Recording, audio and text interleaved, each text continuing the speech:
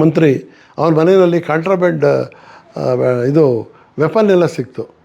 ನನಗೆ ಯಾರೋ ಗಿಫ್ಟ್ ಕೊಟ್ಟರು ಅಂತೇಳಿ AK-47 ಅಂತ ಎಂಥದ್ದು ನಿಷೇಧಿತ ವೆಪನ್ನ ಯಾರು ಕೊಡೋಕ್ಕೆ ಸಾಧ್ಯನಾ? ದೇಶದ್ರೋಹಿ ಕೆಲಸ ಅಲ್ವಾ? ಅರೆಸ್ಟ್ ಮಾಡಿದ್ರು ಸರ್. ಹಂಗಿದ್ರೆ ಅವ್ರ ಮನೆ ಗ್ಯಾರೇಜ್ ಇದೆಯಲ್ಲ ಸರ್, ಆ ಗ್ಯಾರೇಜ್ ಮೇಲೆ ಒಂದು ಅಟ್ಟಣೆ ಇದೆ, ಅಲ್ಲಿ ನಂಬರ್ ರೂಮ್ ಥರ ಏನೇನೋ ಹಾಕಿರ್ತಾರೆ ಹಳೆ ಸಾಮಾನು, ಅಲ್ಲಿ ನೋಡಿಸಿ ಸರ್ ಸಿಗ್ಬೋದು ಅಂತ. ಆಮೇಲೆ ನಮ್ಮ ಪೊಲೀಸ್ನವ್ರನ್ನ ಹತ್ತಿಸಿ ಆ ಧೂಳೆಲ್ಲ ತೆಗೆಸಿ ನೋಡಿದ್ರೆ ಯಾವುದೋ ಒಂದು ಹಳೇದೊಂದು ಬಾಕ್ಸ್ ಇತ್ತು, ಟ್ರಂಕ್ ಅಂತೀವಲ್ಲ, ತಗಡಿಂದು. ಅದರೊಳಗಡೆ ಪ್ಲ್ಯಾಸ್ಟಿಕ್ಕಲ್ಲಿ ಗಂಟು ಹಾಕಿರೋದು ಕರೆಕ್ಟಾಗಿ 23 ಲಕ್ಷ ಸಿಕ್ತು. ಬಳ್ಳಾರಿನಲ್ಲಿ ಒಬ್ಬ ಅಧಿಕಾರಿ, ಆತ ಸೂಪರಿಂಟೆಂಡಿಂಗ್ ಇಂಜಿನಿಯರ್, ಆತನ ಮನೆಯಲ್ಲಿ 3.5 kg ಚಿನ್ನ ಸಿಕ್ಕಿತ್ತು. ಅದು ಪೊಲೀಸ್ನವ್ರನ್ನ ಕಾಯೋಂಥದ್ದು.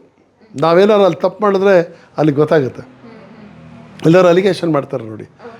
ಎಷ್ಟೋ ಸರಿ ಮೈಯೆಲ್ಲ ಉರಿತಾ ಇರುತ್ತೆ, ಸಿಟ್ಟು ಬರೋ ಅಂತ ಮಾತಿರುತ್ತೆ. ಹೌದ್ರಪ್ಪ, ಅಲ್ಲಿ ಕೂತ್ಕೊಳ್ರಿ ಯಜಮಾನ್ರೇ, ಕೂತ್ಕೊಳ್ಳಿ ಅಂತೀವಿ. ಅದೇ ನಾವು ಯೂನಿಫಾರ್ಮಲ್ಲಿದ್ದರೆ ವಾರಂಟ್ ಏನ್ರಿ, ಎಲ್ಲಿದೆ ವಾರಂಟ್ ಅಂದರೆ ತಗೊಳ್ಳೋ ವಾರಂಟ್ ಅಂತೇಳಿ ಒಂದು ಕಪಾಳಕ್ಕೆ ಕೊಟ್ಬಿಡ್ತೀವಿ, ಇದೇ ವಾರಂಟು. ಆ ಮನೆಯಲ್ಲಿರುವಂಥ ಎಲ್ಲ ಅವರ ಮನೆಯಲ್ಲಿ ಹೆಂಗಸರು ಮಾಮೂಲಿ ಹಾಕ್ಕೊಂಡಿರ್ತಾರಲ್ಲ, ಅದನ್ನು ಅವ್ರ ಮೈ ಮೇಲೆ ಬಿಡಲಾಗಿದೆ ಅಂತ ಹೇಳಿ ಮಾಡ್ತೀವಿ. ಮತ್ತು ಎಲ್ಲ ವೀಡಿಯೋ ರೆಕಾರ್ಡಿಂಗ್ ಆಗ್ತಾಯಿರುತ್ತೆ. ಕೆಲವನ್ನ ಅವರ ಗೌರವಕ್ಕೆ ಚ್ಯುತಿ ಬರೋ ರೀತಿ ನಡ್ಕೋಬಾರ್ದು ಅಂಥೇಳಿ. We must punish the sin, not the Sinner. ನಾವು ಆ ಅಪರಾಧದ ಕೃತ್ಯ ಏನಿದೆ ಅದಕ್ಕೆ ನಾವು ಶಿಕ್ಷೆ ಕೊಡ್ತಾ ಇರೋದು. ಜೊತೆಗೆ ವಿಡಿಯೋಗ್ರಫಿ ಎಲ್ಲ ಇರುತ್ತೆ. ನಾವು ಮನೆ ಒಳಗಡೆ ಎಂಟ್ರಾದ ತಕ್ಷಣವೇ ಆ್ಯಕ್ಚುಲಿ ಅದು ಪೊಲೀಸ್ನವ್ರನ್ನ ಕಾಯೋಂಥದ್ದು. ನಾವೇನಾರು ಅಲ್ಲಿ ತಪ್ಪು ಮಾಡಿದ್ರೆ ಅಲ್ಲಿ ಗೊತ್ತಾಗುತ್ತೆ, ಎಲ್ಲರೂ ಅಲಿಗೇಷನ್ ಮಾಡ್ತಾರೆ ನೋಡಿ. ಎಷ್ಟೋ ಸರಿ ಮೈಯೆಲ್ಲ ಉರಿತಾ ಇರುತ್ತೆ, ಸಿಟ್ಟು ಬರೋ ಅಂತ ಮಾತಿರುತ್ತೆ. ಹೌದ್ರಪ್ಪ, ಅಲ್ಲಿ ಕೂತ್ಕೊಳ್ರಿ ಯಜಮಾನ್ರೇ, ಕೂತ್ಕೊಳ್ಳಿ ಅಂತೀವಿ. ಅದೇ ನಾವು ಯೂನಿಫಾರ್ಮಲ್ಲಿದ್ದರೆ ವಾರಂಟ್ ಏನ್ರಿ, ಎಲ್ಲಿದೆ ವಾರಂಟ್ ಅಂದರೆ ತಗೊಳ್ಳೋ ವಾರಂಟ್ ಅಂತೇಳಿ ಒಂದು ಕಪಾಳಕ್ಕೆ ಕೊಟ್ಬಿಡ್ತೀವಿ, ಇದೇ ವಾರಂಟು. ಅಲ್ಲೆಲ್ಲ ಅವೆಲ್ಲ ಮಾಡೋಕ್ಕಾಗಲ್ಲ, ಯಾಕಂದರೆ ವೀಡಿಯೋ ಆಗ್ತಾ ಇರುತ್ತಲ್ಲ. ಅದರಿಂದ ಇಲ್ಲ ಇವರೇ, ಇದು ವಾರಂಟನ್ನು ಕೊಟ್ಟಿದ್ದಾರೆ ನೋಡಿ, ಇದು ನೋಡಿ ನಿಮ್ಮ ಹೆಸರಿಗೆ ಕೊಟ್ಟಿದ್ದೀವಿ ಅಂತ ಬಹಳ ಗೌರವದಿಂದ ಪ್ರೀತಿಯಿಂದ ಮಾತಾಡಿಸ್ತೀವಿ. ಅದೇ CR ಸಿನಿಮಾ ಯಾವುದೋ ಸಿನಿಮಾದಲ್ಲಿ ಪ್ರೇಮದಿಂದ ಮಾತಾಡಿದ್ರು ಅಂತಲ್ಲ, ಹಾಗೆ ಪ್ರೇಮದ ದನಿನಲ್ಲಿ ಅವ್ರಿಗೆ ಹೇಳ್ತೀವಿ. ಈಗ ನೀವು ಟ್ರಾಫಿಕ್ಕಲ್ಲಿ ಇನ್ನೊಂದರಲ್ಲಿ ಯಾರು ಆಫೀಸರ್ಸು ಗಲಾಟೆ ಮಾಡ್ಕೊಂಡ್ರೆ ನಮ್ಮ ಪೊಲೀಸ್ನವ್ರು ತಪ್ಪಾಗಿ ಮಾತಾಡೋದು ನೋಡಿದ್ದೀರ ನೀವು? ಏನೇ ಕೋಪ ಬಂದರೂ ಪಾಪ ತಾಳ್ಮೆಯಾಗಿ ಮಾತಾಡ್ತಾರೆ, ಯಾಕಂದರೆ ರೆಕಾರ್ಡ್ ಆಗ್ತಿದೆ ಅನ್ನೋದು ಗೊತ್ತು. ಮತ್ತು ಎಲ್ಲರಿಗೂ ಇದೆಲ್ಲ ಇರುತ್ತೆ. ಸೊ ಅದೆಲ್ಲ ಪೂರ್ತಿ ಎಲ್ಲ ಮಾಡಿ ಆಮೇಲೆ ಕೆಲವು ಸರಿ ಏನಾಗುತ್ತೆ, ಅತಿ ಬುದ್ಧಿವಂತಿಕೆಯನ್ನು ತೋರಿಸೋಂಥವ್ರು ಇರ್ತಾರೆ. ಯಾವುದೋ ಒಂದು ಮನೆಗೆ ರೈಡ್ ಮಾಡೋಕ್ಕೆ ಹೋದಾಗ ಅಲ್ಲೊಂದು ಸ್ಕೂಟ್ರ್ ನಿಂತಿತ್ತು. ಪಂಚಾಯತ್ದಾರನ್ನೇ ನಾವು ಕೇಳ್ತೀವಿ, ಇದು ಅಂದಾಜು ಬೆಲೆ ಎಷ್ಟು ರೀ ಅಂತಾರೆ. ಅವರು ಏನು ಸರ್, ಒಂದು 3,000 4,000 ಆಗುತ್ತೆ ಅಂತಾರೆ. ಯಾಕೆಂದರೆ ಅದಾಗಲೇ 25 ವರ್ಷ. ಇಲ್ಲ ಸರ್, ಇದು ನಾನು 1984ನೇ ಇಸ್ವಿನಲ್ಲಿ ಲೋನ್ ತೊಗೊಂಡಿದ್ದೆ 23,000 ರೂಪಾಯಿಯಿಂದ, ಕೊಡಪ್ಪ ಅದು ಲೆಕ್ಕ ಕೊಡು ಅಂತಂದು. ನಾವು 3,000ಕ್ಕೆ ಬರೆದು ಮುಗಿಸ್ತಾಯಿದ್ದೋ, 23,000 ಅಂತ ಎಕ್ಸ್ಟ್ರಾ ಅವನೇ ಹೇಳ್ಕೊಂಡ. ಹೀಗೆ ಅವರವರ ಏನೇನೋ ಹೇಳ್ತಾರೆ. ಆಮೇಲೆ ಅವನ ಎಲೆಕ್ಟ್ರಿಕ್ ಎಷ್ಟು ಮೀಟ್ರ್ ಓಡಿದೆ, ಕಾರುಗಳಿದೆ, ಕಾರು ಎಷ್ಟು ಮೀಟ್ರ್ ಓಡಿದೆ, ಕಿಲೋಮೀಟ್ರ್ ಓಡಿದೆ, ಎಲ್ಲ ಲೆಕ್ಕನೂ ತೆಗಿತೀವಿ. ಕೆಲವರು ಸೆಕೆಂಡ್ ಹ್ಯಾಂಡ್ ತೊಗೊಂಡಿದ್ದೆ ಅಂತಂತಾರೆ. ಸೆಕೆಂಡ್ ಹ್ಯಾಂಡೋ ಫಸ್ಟ್ ಹ್ಯಾಂಡೋ, ಅಲ್ಲಿ ಓಡಿರೋಂಥ ಕಿಲೋಮೀಟ್ರ್ ಎಷ್ಟಿದೆ ಅದಕ್ಕೆ ನೀನು ಪೆಟ್ರೋಲ್ ಕಟ್ಟಿದೆಯಾ ತಾನೆ, ಆ ಖರ್ಚನ್ನು ಅವನಿಗೆ ಹಾಕ್ತೀವಿ. ಸೊ ಈ ಶುಡ್ ಬಿ, ಅಷ್ಟು ಹುಡುಗಾಟ ಅಲ್ಲ ಅದು. ಯಾವುದೋ ಏನೋ ಕ್ಯಾಶುವಲಾಗಿ ಎಲ್ಲ ಮಾಡಿಬಿಡ್ತೀವಿ ಅಂತ ಅನ್ನೋದಲ್ಲ. ಎಲ್ಲ ಅಂಶಗಳಲ್ಲೂ ಒಂದು ಆಸ್ತಿ ಇಷ್ಟಿದೆ ಅನ್ನೋ ಲೆಕ್ಕಾಚಾರ ಬರುತ್ತೆ. ಬ್ಯಾಂಕ್ ಅಕೌಂಟ್ಸು, ಲಾಕರ್ಸು, ಪ್ರತಿಯೊಂದು ಸೀಸ್ ಆಗುತ್ತೆ.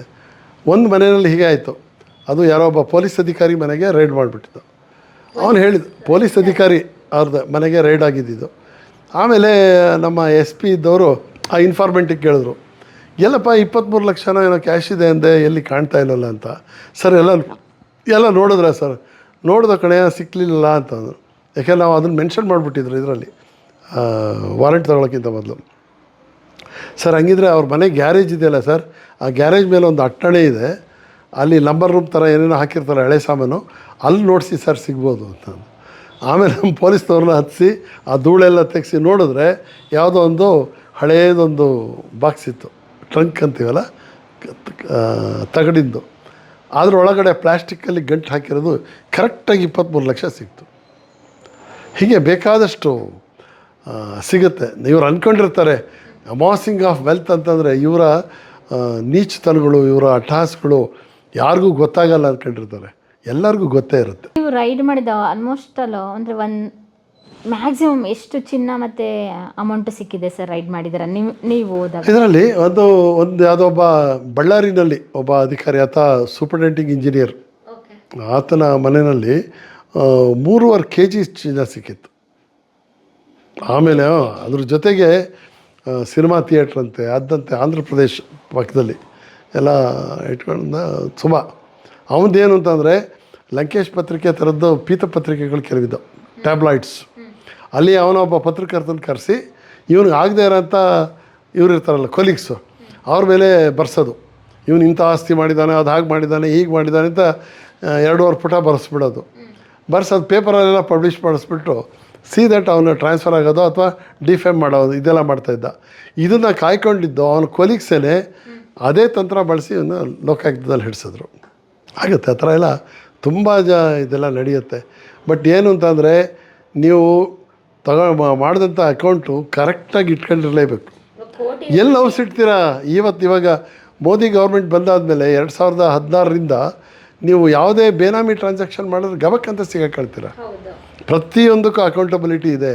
ಆಮೇಲೆ ನಿಮ್ಮದು ಎಂಥದ್ದು ಆಧಾರು ಇದು ಎಲ್ಲವೂ ಲಿಂಕ್ ಆಗಿರುತ್ತೆ. KYC ಡೀಟೇಲ್ಸು ಆಗೋದೇ ಇಲ್ಲ.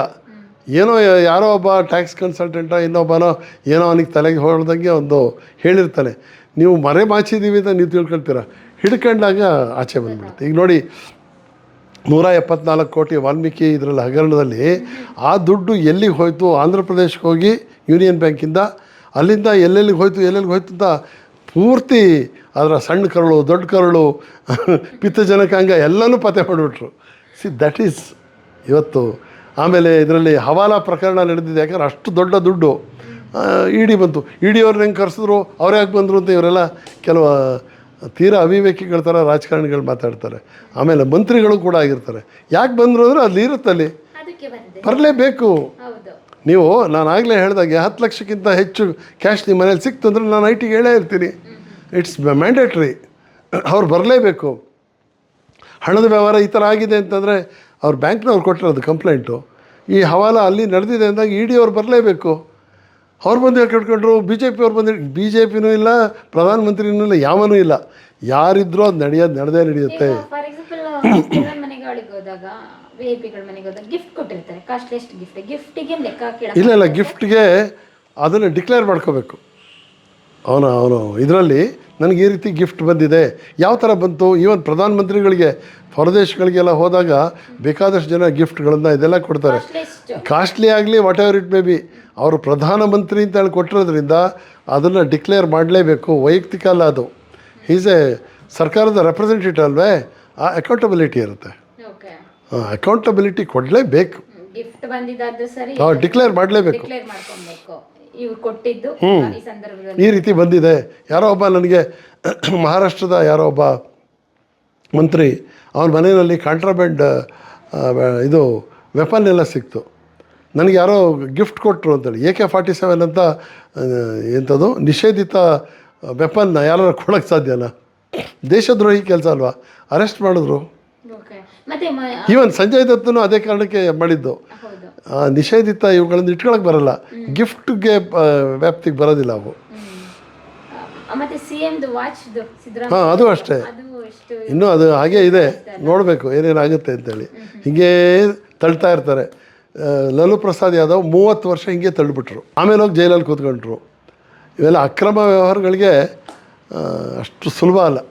ಒಂದು ದಿನ ಫೈನಲ್ ಆಗಿ when you caught red handed, ಆ ಬಿಡುಗಡೆ ಅಷ್ಟು ಸುಲಭ ಅಲ್ಲ. ಹಿಂದೆ ಬಿಡುಗಡೆ ಆಗಿದ್ದಾರೆ, ಅದು ಬೇರೆ ಪ್ರಶ್ನೆ.